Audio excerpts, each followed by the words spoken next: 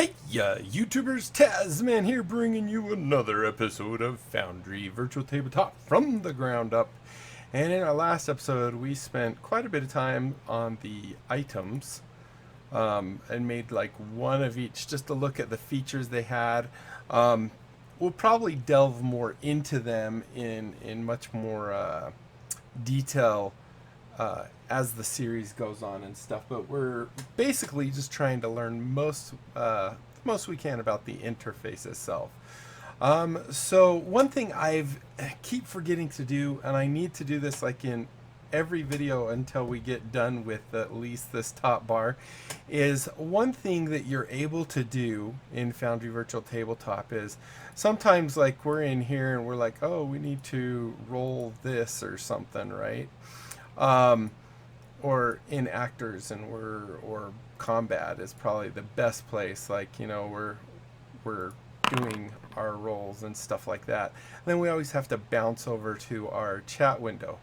One thing you can do is if you right click on any of these, they actually open up in their own little window. So if I right click, with the exception of chat, but if I right click on I believe every other one, we can actually have all those windows available to us. And you know, if you have a giant screen or multi-screen, you can actually have all the stuff up. But I keep forgetting to mention that, and you know, if I only mention it right here, odds are someone's going to be like, I don't really want to know so much about the scenes, or aren't these, yeah, journal entries and such, not scenes.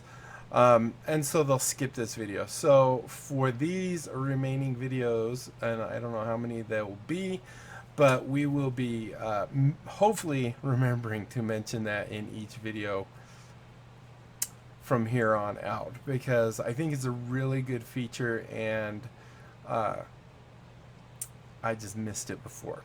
All right, so having said that, we're going to be talking about journal entries.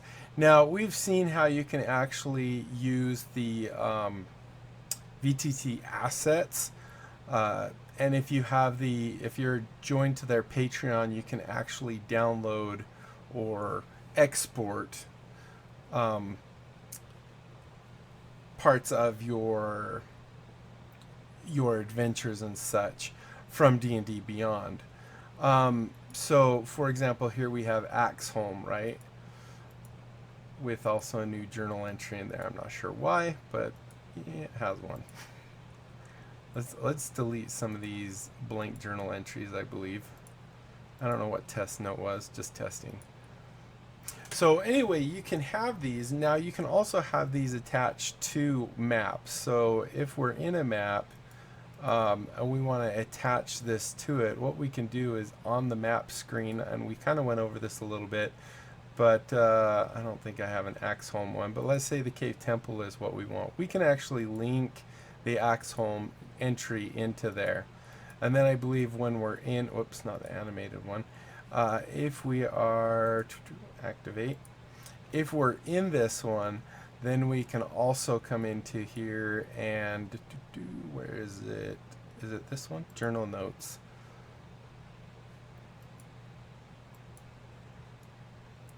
Actually, I'm not exactly. Is this just say show them? I did it before and now I can't remember what I did. I'll have to look into that, because I know you can actually. Oh, maybe it's this. Toggle display, select. So like if I bring, I can't remember, did I actually just like drag it from here to here? No. That works. Update map note. So now you can see we actually have that there. I think there's other ways of doing it, but you can actually link in those notes there, turn them on or off. That doesn't seem to work either. But anyway, then you can always double click these and get that information, which is really handy.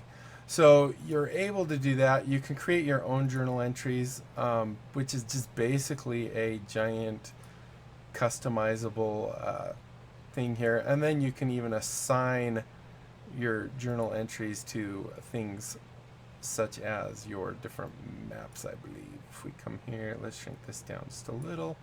So, whoa, there we go. So as you can see here, we can put this either in our folder. So we can say this is actually in our folder, and we'll say AXEHOLM. Well, it's already set to there, so I'll just say 03, which is actually backwards to what they have there. And then you'll see that when you hit save, it'll go ahead and put it inside that directory now. Or if you don't have a directory selected, then it just puts it outside. So if we do that, now you'll see that it's no longer in there. I believe you can also just drag these and drop them, and you'll see that it adds it there. Drag it out. That's just your edit for your folder information. No, that's actually adding new journal entries. I would expect that to be a plus. Some strange things here. So anyway, this is where you can actually add information. You know, you could put your map up and then drag these little dots there, and then then you could have one for 15, 14, 14's all over the place, 33, and so on and so forth, so that why your players are in their map, and you can make it so I believe the default is they're not visible to players, but I believe you can actually, do I still have that Axholm one? Yes. I believe if we right click you, show players right there, yeah. So we can show it to the players, but the player cannot see it as a default, so it's not going to spoil anything for them.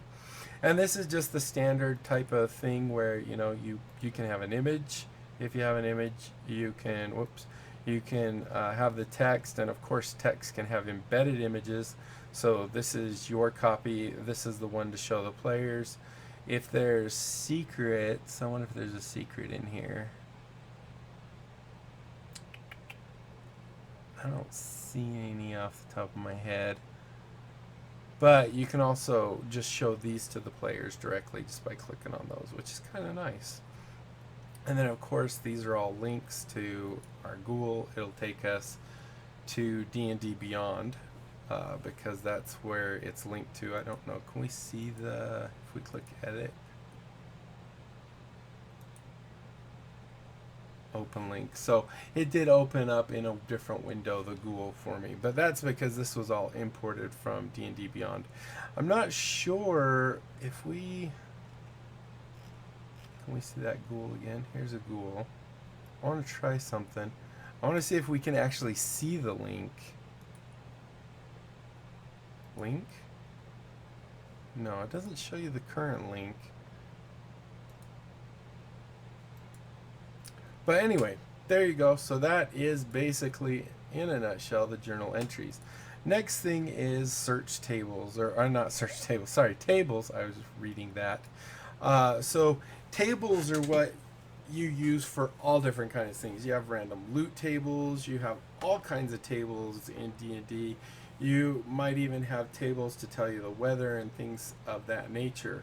So to create a new table, what you do, and I'll see if I remember all this stuff. It's been a little while since I've done this, but let's say we want to do a table of seasons. How about random season? So we'll do a random season. The roar formula will just be a 1d4. And draw with replacement. So if I understand correctly, if I'm remembering right, what this does, draw with replacement, means that if one thing is rolled, it cannot be rolled again, and we'll go over that in just a minute. We also have the let's go over here real quick so we can see it. Then we also have display roll to chat, so you could either have it just be a private roll for the DM only, or you can have it rolled to chat. So if we want to add one, let's see here, we can have it, we can say that if this is roll of a you know, something from a compendium or something like that. We're just going to do text. And let's say SUMMER, summer. The weight is 1. So like if we had, for example, if we did weight of 2, it would mean that this would be more often chosen, or the 1, even though we have range 1 of 1, and the next one's 2 of range 1 of 1. Yeah, so 1, like if we wanted it to be 1 and 2, then we'd go 1, 2, 2. So this is 1 of 1. The next one will be 2 of 2, 3 of 3, 4 of 4. So let's go ahead and add in those other ones real quick. I'll do fall. W-I-N, can't spell, winter, and S-P-R-I-N-G, so spring. So you can see it's automatically saying this, and you'll see if we turn this off and we roll, you'll see that it selects that, and you'll see now that it is locking it. So now if we do it again, that one cannot be selected, and that one can't be selected. So now it'll only be those, and now it's guaranteed to be that one. If we do have draw with replacement, we can unlock these. I believe this is standard roll. It's just always good. So if we go delete these now and hit roll, you'll notice that it doesn't lock it. So we could actually roll summer multiple times. So you can use that in cases where, you know, you have, let's say you have a loot bag of 5 different things and everyone's arguing over the 5 different things. You could actually say, okay, this is one thing, this is one thing, this is one thing, this is one thing, and then one thing. And then you just say, okay, we're rolling for whichever player first. And then, or you could actually just put the players' names. If summer, fall, winter, and spring were the players' names, you could do that and say, okay, winter gets to choose first. Now spring gets to choose. Now summer gets to choose, and then of course fall is going to be the last one. So use your imagination. It's pretty cool. I like the idea behind it. Also, as I said, you can also not display the roll to chat, so that you just roll it, and if we delete all this real quick, hit roll, you'll see that this is actually private and not viewable by the player. In fact, I could pull that up real quick and we can verify that. Hold on, let me go join as DerbyFam with no password. Alright, now I've just got to shrink her window to fit. Close. Alright, let's verify this, because I'm not 100% sure that, even though it says send to chat, if it's really not going to do it. It kind of seemed like it was, so I'm confused in that sense. So I might have to do some research on that. So if I roll that, it says do not display roll to chat. So there's spring there, and yeah, they're seeing it too. I don't know why. I'm gonna have to read up on that one, because clearly that is not doing what the text makes it sound like it's doing. Let me try this. If we have display roll to chat. Oh, okay, I see. Actually, I do see what it's doing. So this is showing what the answer, or what the actual value is. This is showing both what the value is and what was rolled. I kind of would think this would be hidden where you wouldn't even see it, but I guess not. So anyway, you can do all kinds of roll tables. I believe you can even do a roll table off a roll table. For example, maybe we could try and do one of those. Let's go back into our roll tables. And so we have a season. Maybe we could, trying to think of how to do this best. Maybe W-E-A-T, weather. Is that spelled right? Yeah, I think so. Roll formula. Oh, I don't know. Rainy, snowy, cloudy, sunny. Let's do that. That's another 4. So go 1, 2, 3, 4. and do 1d4 like that. We'll go ahead and do draw with replacement, and we're testing this. I think this is how this works, or at least as I understood that's how this works.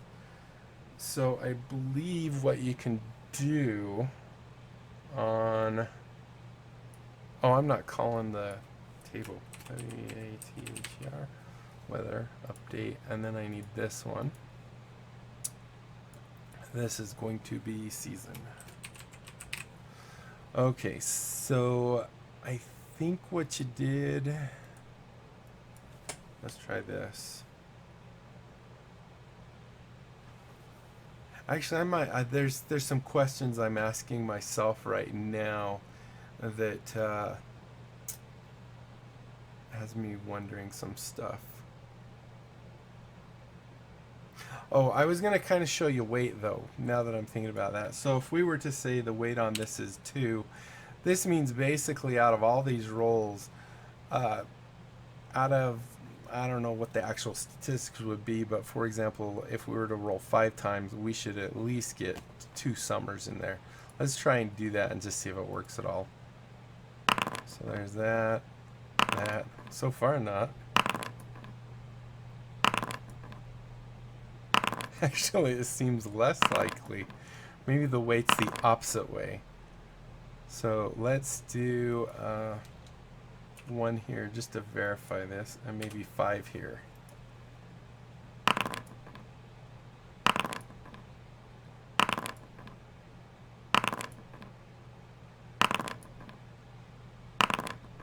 Wow, we rolled a lot of falls and springs there.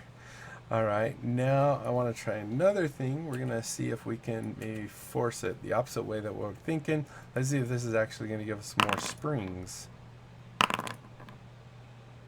No.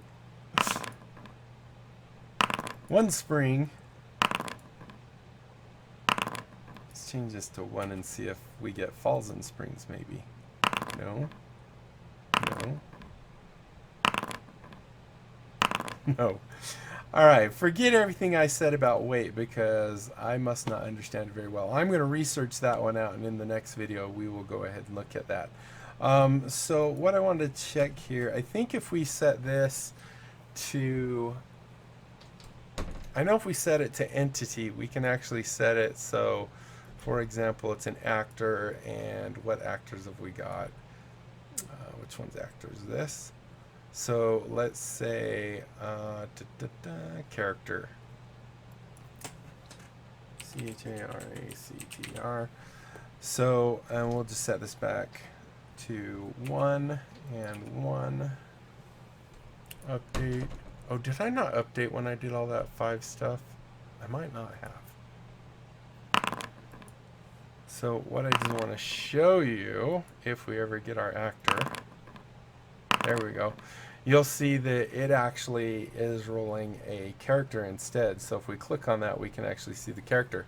So this is really good if you're going to have like random monster table. You could actually put your monsters as the actors. You can also do it as an item for, you know, oh, there's the one I was looking for, roll table. So if we do an entity, now I think if we do weather, W-A-T-H-E-R maybe. Let's see if that works. Come on, give me a 1. Give me a 1. There we go. So that came up undefined, so I'm linking to it incorrectly. W-A-T-H-E-R. It's spelled the same way. Did I not update it? I don't know if I updated it. Bandit Captain. Oh, I didn't update it, did I? Alright, so let's try this again. Dang it. Come on, give me a... It's very important to always hit that update when you're done doing it before. There we go. So we still got... Oh, the Bandit Captain is who we probably have selected. I'm gonna look into this one because I can't remember exactly what it is, but I know you can actually have a roll table, do a roll table. So you could, you know, for example, this is summertime. It could actually go. However, I'm trying to remember if you can get it to also say something based off of this table. I'm going to look into that. Clearly, I don't have enough of that information just yet. We've gone over the music stuff before, but you have your playlist volume, your ambience volume, and your interface volume. So you can change all those off. You can set up your own soundboard. If you have sounds and stuff, you just link it to your things, and this might be like footsteps.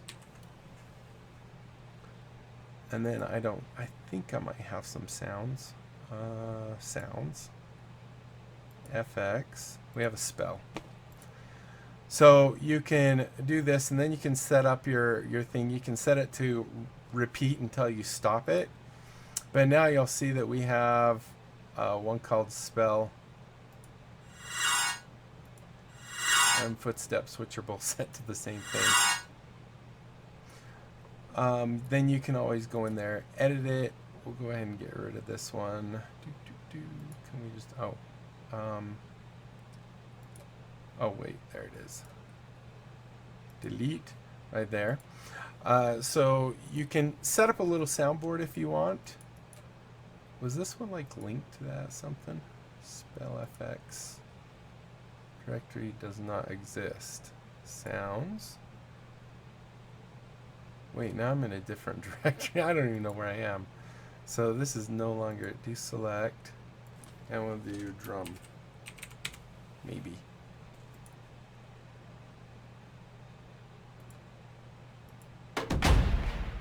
There you go. So there you go. So you can set up a soundboard for different sounds as your players go through the dungeon. There was some speculation whether your players have to have all these sounds installed on their system.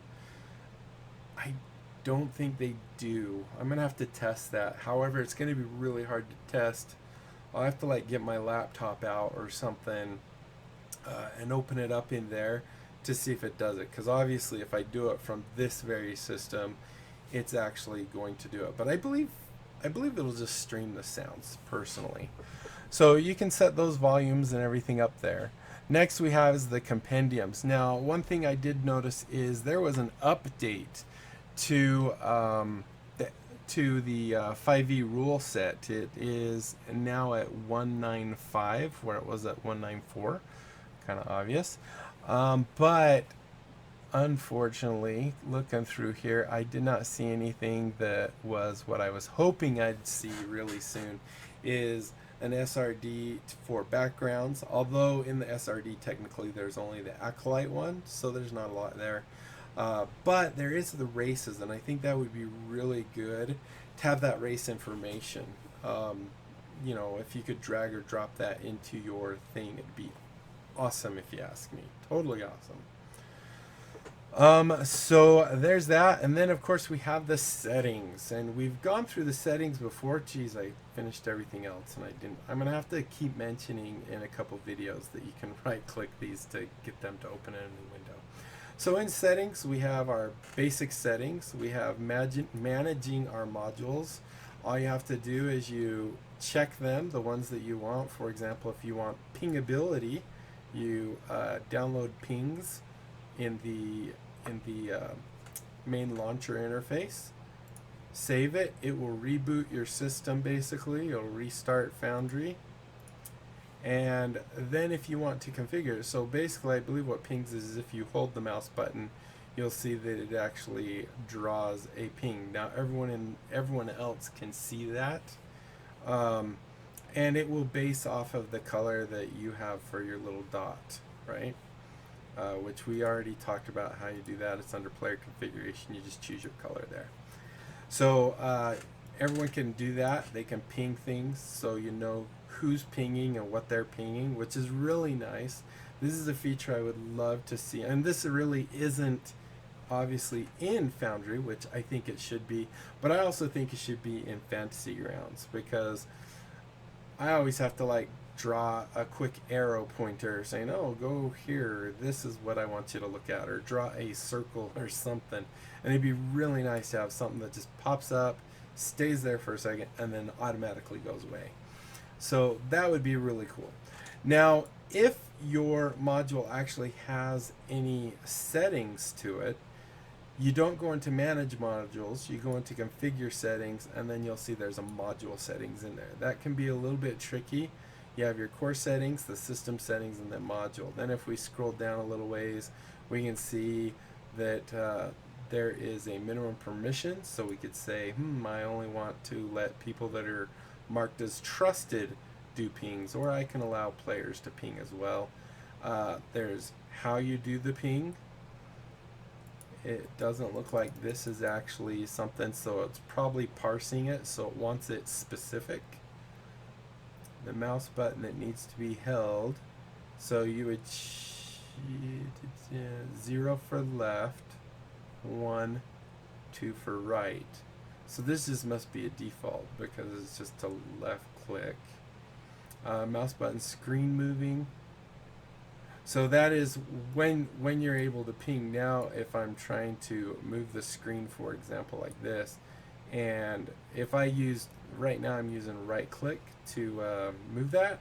If I, for example, have that left click where I'm selecting, you'd end up getting the ping every time you try and move. So I think that's what this is saying, that if you're moving the screen, it doesn't actually do it. Or the mouse button that needs to be held for a specific time. Shift left click, what does that do?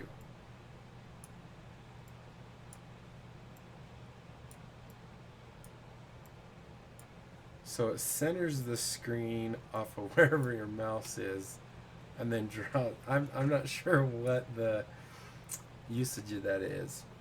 Press button duration and stuff like that. So anyway, you can go and set those configurations. I know we've talked about when I was showing off Virtual Tabletop VTT assets, or VT assets.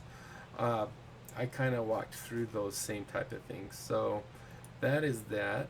You also have configure players. This is where you actually set up your players. Now, as you can see, I have GM1, GM2 and Game Master. I have keys on those. This is a simple password. I put the role. This is where it was trusted or whatever. You could say player, trusted, assistant, Game Master. So if I wanted to give Derby Fam elevated rights, I can make her trusted, and she will have more rights than just a player. So that's what that's for. To add another player, you just click here, and then you just put in the name.